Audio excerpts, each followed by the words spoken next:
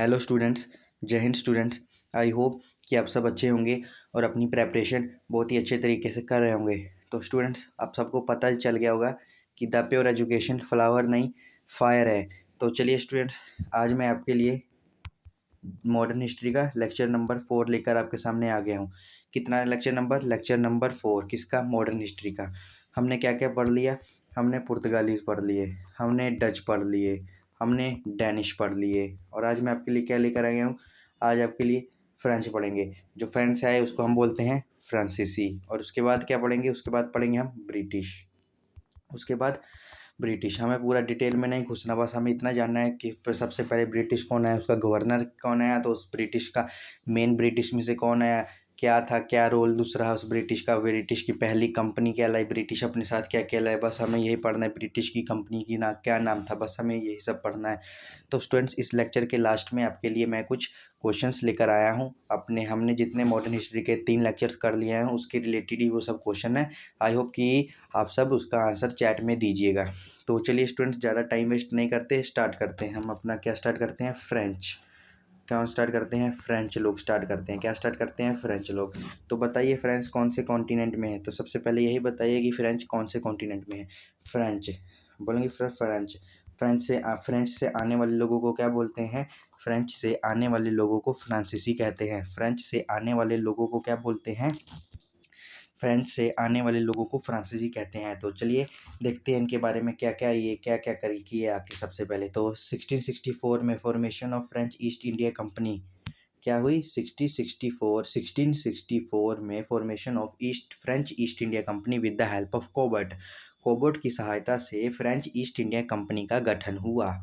क्या हुआ? कोबर्ट की सहायता से फ्रेंच ईस्ट इंडिया कंपनी का गठन हुआ। कब गठन हुआ? 1664 में। 1664 में किसकी सहायता से? कोलबर्ट की सहायता से। कोलबर्ट की सहायता से। तो अब ये कोलबर्ट कौन था? ये कोलबर्ट एक मिनिस्टर था। कोलबर्ट मिनिस्टर था। किसमें मिनिस्टर था? लुई 14 में। लुई 14 कौन था? लुई 14 फ्रांस का किंग था।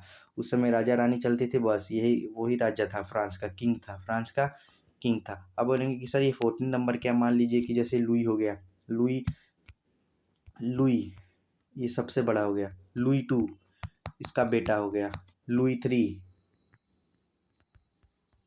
3 का पिताजी हो गया लुई 2, और लुई 3 का दादाजी हो गया लुई 1। ऐसे सोन करते करते करते लुई 14। लुई 14 था ये फ्रेंच का राजा। फिर लुई खानदान चल रहा था इनका, लुई टाइटल और लास्ट नेम इनका लुई था, तो इसलिए लुई 14 कहा गया। तो फिर बताता हूँ आपको 1664 में formation of French east India company with the help of covert. 1664 में कोबर्ट की सहायता से फ्रेंच ईस्ट इंडिया कंपनी का गठन हुआ। और ये कोबर्ट कौन था? ये कोबर्ट मिनिस्टर था। कहाँ पर मिनिस्टर था? लुई 14 में। लुई 14 में मिनिस्टर था। तो लुई 14 कौन था? लुई 14 फ्रांस का क्या था? लुई 14 फ्रांस का किंग था। लुई 14 फ्रांस का किंग था। लुई 14 क्या था? लुई 14 फ्रांस का किंग था। समझ लग गया होगा। चलिए आगे पढ़ते हैं। तो इन्होंने कंपनी का क्या नाम रखा? ये लुई 14 ने कोलबर्ट की सहायता से 1664 में फ्रेंच ईस्ट इंडिया कंपनी की फॉर्मेशन हुई थी। तो क्या नाम रखा इन्होंने? फ्रांसीसियों ने अपनी कंपनी का नाम, इन्होंने अपनी कंपनी का नाम रखा कंपनी द इंडिस्चे ओरिएंटल। क्या नाम रखा इन्होंने? Company the Indische Oriental. Hindi में भी देख लीजिए, कंपनी द इंडिस्चे ओरिएंटल। और इससे पहले डच वालों ने क्या रखा था? याद है कि भूल गए? वेरिंगडे ओस्ट इंडिस्चे कंपनी। थोड़ा थोड़ा कंपेयर कर लीजिए। फ्रेंच वालों ने रखा कंपनी द इंडिस्चे ओरिएंटल, और डच वालों ने क्या रखा? वेरिंगडे ओस्ट इंडिस्चे कंपनी। तो चलिए, कंपनी का गठन तो हो गया। तो फ्रांसीसी इंडिया कब आए? ये फ्रांसीसी इंडिया 1668 में, 1668 में। बोलेंगे सर 1664 में इन्होंने अपनी कंपनी कर ली और 1668 में ये खुद आ रहे हैं। ये क्या कर रहे हैं सर? ये कैसा है सर? ये क्या है? क्या टाइम पर दिया आपने? ये क्या कर रहे हैं बच्चा? देखो 1664 में बस लुई 14 का एक मंत्री आया था, तो उसको ऐसे थोड़ी बोल देंगे कि पूरे फ्रांसीसी आ गए। मान लीजिए कि किसी के घर जाते हो या किसी कहीं पर जाते हो, तो पूरा थोड़ी बोल देंगे कि वो पूरा उसका टोली आ गया। तो एक ही नंबर। तो covert was a minister in Louis 14। Covert Louis 14 में मिनिस्टर थे। और यही कोबर्ट जो लुई 14 में मिनिस्टर थे, यही आए थे, कब आए थे? 1664 में, और इसी 1664 में इन्होंने फ्रेंच ईस्ट इंडिया कंपनी की फॉर्मेशन की गठन कर दिया था। फिर इन्होंने 1664 में फ्रेंच ईस्ट इंडिया कंपनी का गठन कर दिया। गठन करने के बाद इन्होंने अपने साथियों को बुला लिया। 1668 में इन्होंने अपने क्या कर लिया, इन्होंने अपने साथियों को बुला लिया कि बोला कि तुम लोग आ जाओ इंडिया। 1668 में इन्होंने कोबर्ट ने अपने साथियों को बुला लिया 1668 में। मतलब कि क्वेश्चन बन सकता है कि फ्रांसीसी इंडिया में कब आए, 1668 में, और फ्रांसीसियों ने अपनी कंपनी की फॉर्मेशन कब की, 1664 में। किसकी हेल्प के द्वारा, कोबर्ट की। कोबर्ट कौन था, लुई 14 में मंत्री था। लुई 14 कौन था उस समय, कि फ्रांस था, फ्रांस का किंग था। और कंपनी का क्या नाम रखा इन्होंने, कंपनी का नाम रखा कंपनी डा इंडिस्चे ओरिएंटल। क्या नाम रखा इन्होंने, कंपनी डा इंडिस्चे ओरिएंटल।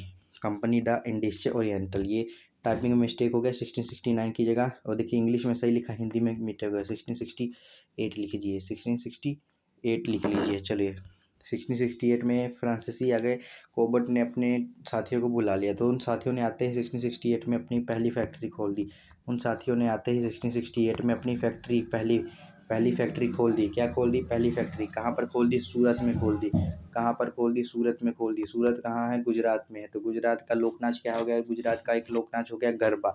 गुजरात का लोकनाच हो गया, क्या हो गया, गुजरात का लोकनाच हो गया गरबा। गुजरात क्या है, एक कोस्ट लाइन है या लैंड लॉक्ड है, बताइए, सब बताया। गुजरात एक कोस्ट लाइन है, कोस्ट लाइन है गुजरात। गुजरात एक कोस्ट लाइन है, और गुजरात का लोकनाच क्या है, गुजरात का लोकनाच है गरबा। तो कहाँ पहुंचे थे, हाँ, यहाँ पर फर्स्ट फैक्ट्री इन्होंने कहाँ खोल दी थी, 1668 में आकर। फ्रांसीसियों ने, जैसे ही फ्रांसीसी आए, उन्होंने कुछ नहीं किया, ना घूमा फिरा, उन्होंने सबसे पहले फैक्ट्री खोल दी 1668 में, सूरत में, गुजरात में। और दूसरी फैक्ट्री इन्होंने कहाँ खोल दी, दूसरी फैक्ट्री इन्होंने मसूलीपट्टनम में खोल दी। मसूलीपट्टनम में। और भी किसी ने फैक्ट्री खोली कि नहीं, कि सिर्फ फ्रांसीसियों ने खोली, बताइए, याद है कि नहीं, चैट में बताइएगा। ये मैं इस वीडियो का प्रीमियर लगेगा, इस वीडियो का क्या लगेगा, प्रीमियर लगेगा। तो मैं उस प्रीमियर में होऊंगा, मैं और सौरभ सर दोनों होंगे। तो हम आपकी तरफ नज़र रखते हैं कि क्या कुछ पढ़ते पुढ़ते हो भी हो कि टाइम पास ही लगते होगी। इस वीडियो का प्रीमियर लगेगा, चैट में बताइएगा कि मसूलीपट्टनम सिर्फ फ्रांसीसियों ने ही खोली फैक्ट्री या और भी किसी ने खोली थी। और किसी का तो पता नहीं। चलिए फ्रांसीसियों के बारे में बताता हूँ। फ्रांसीसियों ने 1669 में अपनी दूसरी फैक्ट्री खोली थी। कहाँ पर खोली थी, मसूलीपट्टनम में। तो चलिए next question. In 1674 formation of Pondicherry by Franco Martin. अब पौंडीचेरी का नाम सुना है अपने, पौंडीचेरी। पौंडीचेरी, ये बताइए स्टेट है कि क्या है ये पौंडीचेरी, बस जो भी है, कौन से स्टेट में आती है पौंडीचेरी। ये पौंडीचेरी खुद एक स्टेट है या ये पौंडीचेरी कोई स्टेट में आती है, ये बताइए चैट में। मैं देख रहा हूँ आपको, मैं फिर बोल रहा हूँ कि इस वीडियो का प्रीमियर लगेगा कि मैं आपको देख रहा हूँ। बताइए ये पौंडीचेरी कोई खुद स्टेट है या कोई कोई स्टेट में आती है। तो चलिए खुद होगी या कोई स्टेट में आती है, तो इसकी फॉर्मेशन पता कर लीजिए। इसकी फॉर्मेशन 1674 में हुई। कब हुई, 1674 में। इनकी दूसरी फैक्ट्री लगाने के कितने साल बाद हुई, देखिए 69, 70, 71, 72, 73, 4 साल बाद। फ्रांसीसियों की दूसरी फैक्ट्री लगाने के 4 साल बाद उन्होंने फ्रैंको मार्टिन ने पौंडीचेरी की क्या की, फॉर्मेशन की, पौंडीचेरी का गठन किया। मतलब कि पौंडीचेरी एक स्टेट बनाया, या कोई स्टेट के अंदर बनाया, कोई राज्य। राज्य मतलब कि कोई सिटी बनाई। ये मुझे बताइए पौंडीचेरी खुद स्टेट है या किसी स्टेट के अंदर कोई सिटी है, बताइए। 1674 में इसका पौंडीचेरी का गठन हुआ, किसके द्वारा, फ्रैंको मार्टिन के द्वारा। किसके द्वारा, फ्रैंको मार्टिन के द्वारा। फ्रैंको मार्टिन कौन था, फ्रांसीसी था। फ्रैंको मार्टिन कौन था, फ्रांसीसी था। फ्रैंको मार्टिन कौन था, फ्रैंको मार्टिन फ्रांसीसी था, और यही फाउंडर भी था। चलिए आगे बताता हूँ। ठीक है, पौंडीचेरी एस्टेब्लिश कर लिया, और इस पौंडीचेरी में उसने एक किले की स्थापना की। इस पौंडीचेरी में ही उसने एक किले की स्थापना की, और उस किले का क्या नाम रखा, लुई फोर्ट। लुई फोर्ट कह लीजिए या फोर्ट लुई कह लीजिए। लुई फोर्ट कह लीजिए या लुई फोर्ट कह लीजिए या फोर्ट लुई कह लीजिए, मतलब एक ही है। किसने स्थापना की, फ्रैंको मार्टिन ने। कहाँ पर की, पौंडीचेरी में। पौंडीचेरी क्या है ये आप बताइएगा चैट में। पौंडीचेरी की फॉर्मेशन कब हुई, 1674 में। लुई 14 ने फोर्ट मतलब क्या होता है, किले की स्थापना की, और उस किले का क्या नाम रखा, फोर्ट लुई। लुई मैंने बता दिया कि उस समय किंग, फ्रांस का किंग था लुई 14। तो लुई 14 थोड़ी लिखेंगे किंग का, उसके पूरे वंश का नाम लिखा जाएगा ना, फोर्ट लुई, फोर्ट लुई। तो इसलिए उस किले का नाम रखा गया फोर्ट लुई।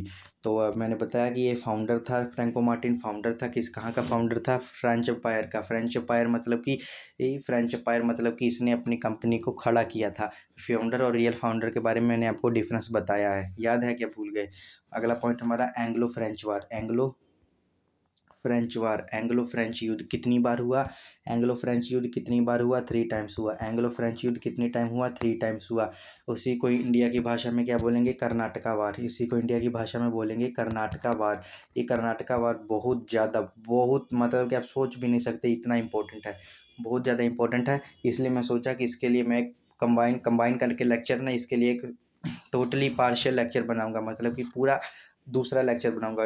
उसमें सिर्फ कर्नाटका वार के बारे में आपको बताया जाएगा, क्योंकि बहुत ज़्यादा इंपॉर्टेंट है। मैं नहीं चाहता था कि आप सब ऊपर ये इस समय और कर्नाटका वार में कंफ्यूज हो जाए। मैं नहीं चाहता था कि आप इस समय और कर्नाटका वार में कंफ्यूज हो जाए।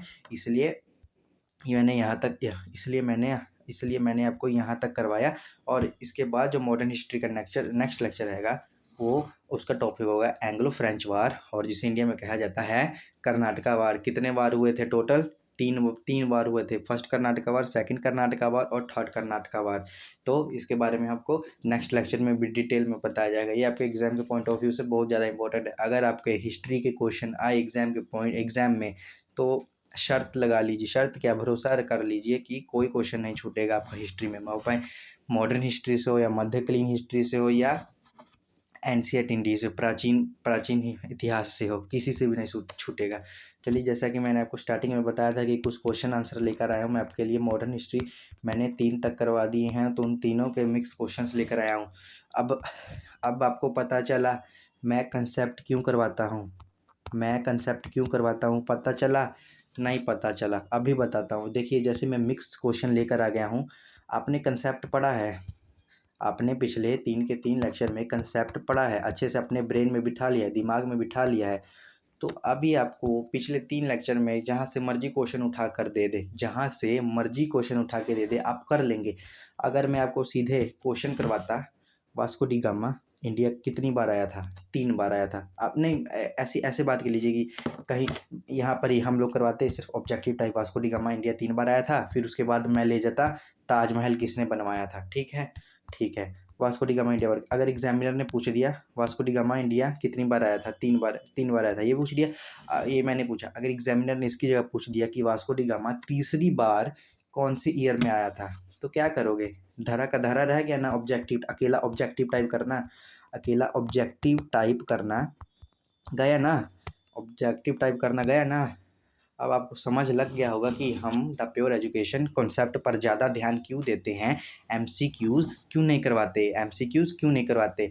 मेरा आपको पता चल गया होगा कि मैं इतने ज़्यादा एमसीक्यू क्यों नहीं करवाता, क्योंकि एमसीक्यूज आप अगर आपने अच्छे से कंसेप्ट पढ़ा है तो एमसीक्यूज आपके खुद निकलेंगे। मैं ये नहीं बोलता कि एमसीक्यूज करिए ही मत। जितना आपने कंसेप्ट पढ़ा है उससे 2 गुना उसके एमसीक्यूज करिए। मैं आपको एमसीक्यूज भी इसके करवाऊंगा।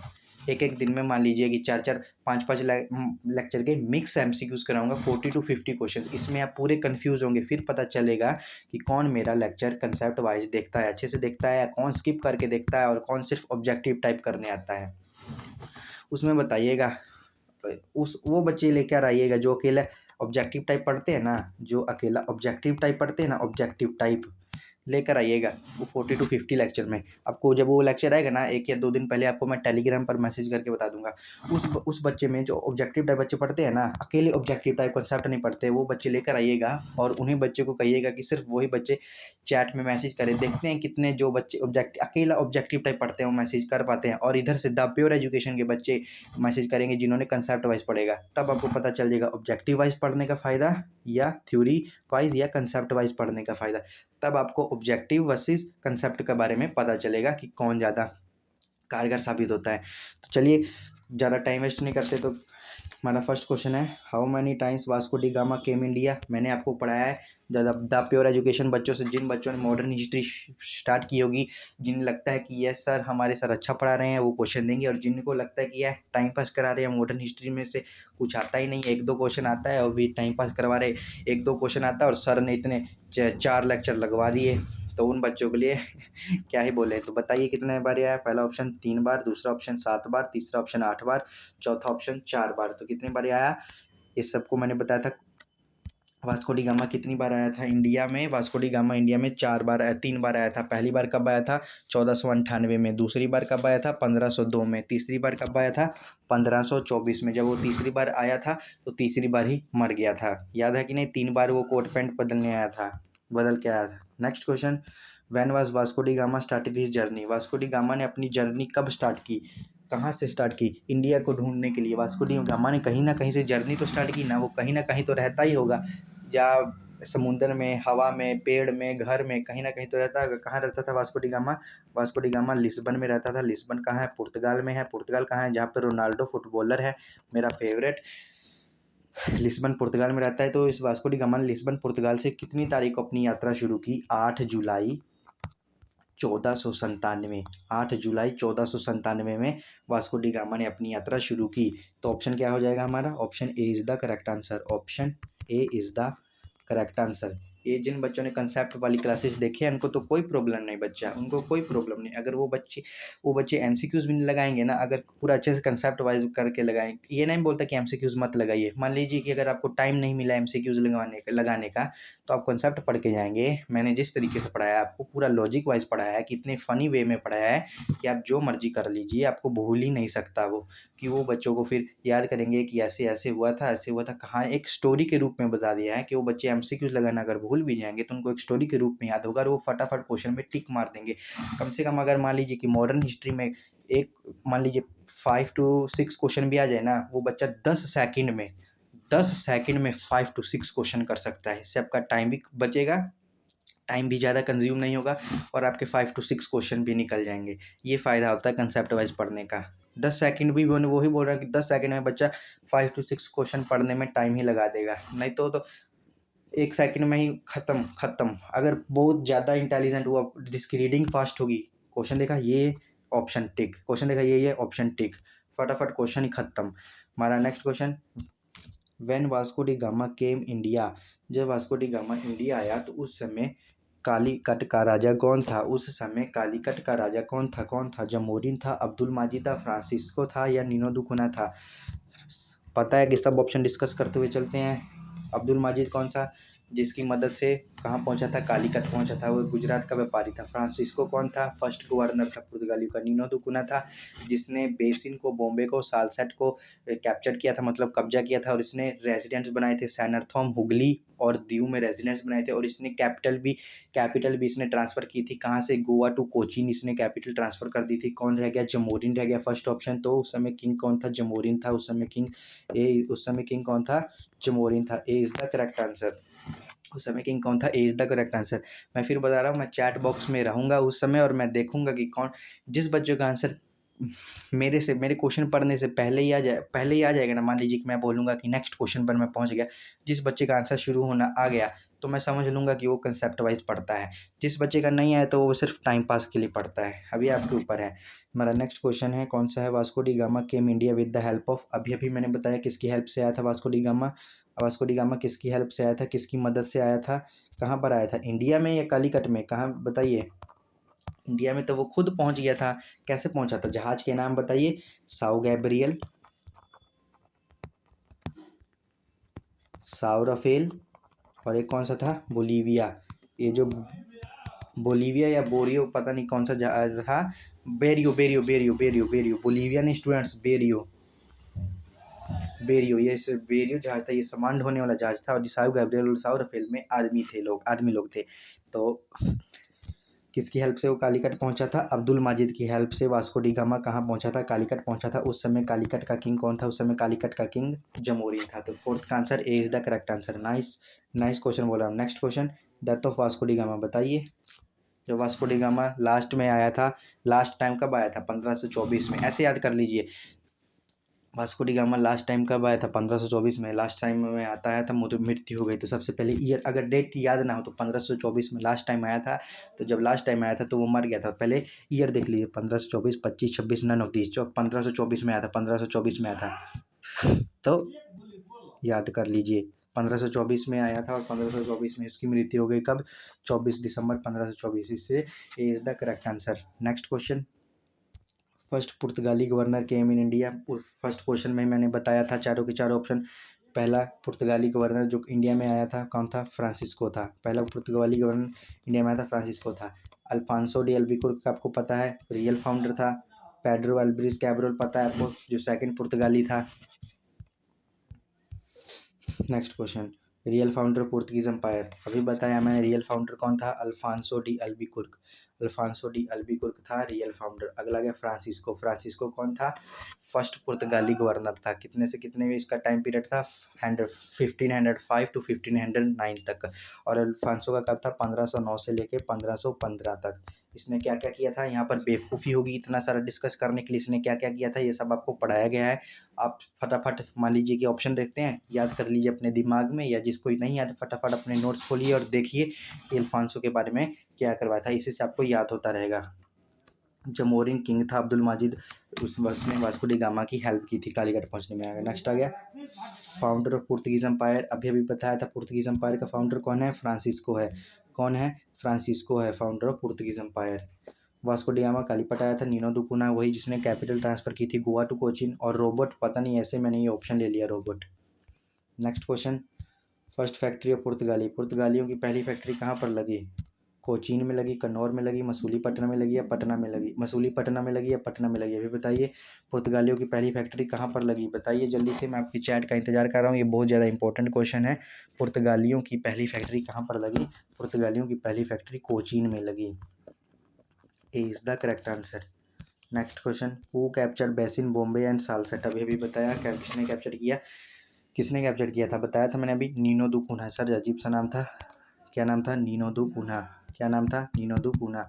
ए is the correct answer. Nino da Cunha क्या था? A is the correct answer. तो चलिए स्टूडेंट्स, आज के लेक्चर में बस इतना ही। अगर ये आपको सेशन अच्छा लगा होगा, लाइक कीजिएगा, सब्सक्राइब कीजिएगा, शेयर भी कीजिएगा और कमेंट भी कीजिएगा। तो स्टूडेंट्स, आपको मैं बताना चाहता हूँ कि मेरे इस लेक्चर के बाद तुरंत 5 मिनट बाद, नहीं ये लेक्चर का प्रीमियर अब पता नहीं कब स्टार्ट होगा, ये बात दूसरी थी। मैं बताना चाहता हूँ कि आपका जो लेक्चर है ज्योग्राफी का कंसेप्ट वाइज, उसके लिए मैं लेकर आ रहा हूँ mountains, Indian mountains, trans Himalaya, greater Himalaya, Himadri range, ये रेंज, फलाना रेंज, ढिंगरा रेंज। बहुत ज़्यादा फायर लेक्चर होने वाला है वो ज्योग्राफी का। बहुत ज़्यादा फायर लेक्चर और बहुत ज़्यादा इंपॉर्टेंट लेक्चर होने वाला है। तो be ready for that lecture. उस लेक्चर के लिए अपने आप को प्रिपेयर कर लीजिए पूरे अच्छी तरह से। तो चलिए स्टूडेंट्स, आज के लेक्चर में इतना ही। मिलते हैं अगले लेक्चर में। जय हिंद, जय भारत।